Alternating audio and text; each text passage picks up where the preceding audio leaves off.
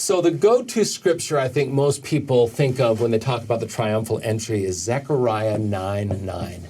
Now remember, Zechariah is one of the last prophets in the Old Testament. So you have Zechariah and Haggai and Malachi, all after the return from exile. And it's a time when the Jews are rebuilding the temple and they're rebuilding Jerusalem, and they're thinking of the glory days when David and Solomon were in Jerusalem. And so a lot of Zechariah's prophecies are really thinking about a day when they will have a king again. And of course, the king for all time will be Jesus. Rejoice greatly, O daughter of Zion. Shout, O daughter of Jerusalem. Behold, thy king cometh unto thee. He is just and having salvation, lowly, and riding upon an ass, and upon a colt, the foal of an ass. Now, Zechariah, in the Hebrew prophetic tradition, is using something called parallelism. So when I was formatting this in my notes, I took the lines and split them. Rejoice greatly, O daughter of Zion. And then he says that same thing a different way. Shout, O daughter of Jerusalem.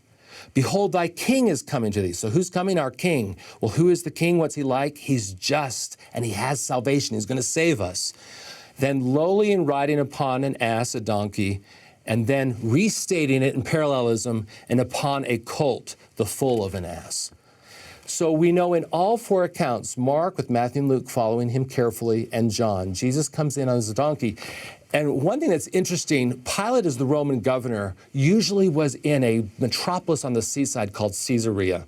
The Roman governors loved to live in this big cosmopolitan city that Herod the Great had built, where they could be all Gentile.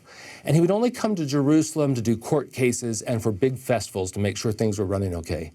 At some point before Passover, which by this chronology would have been Thursday, Pilate with additional Roman troops would have come to Jerusalem to keep a lid on things.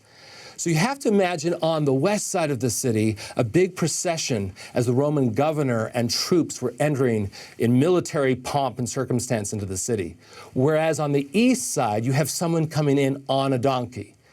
Now, by the time of Zechariah, the image of a king on a donkey would have signified humility.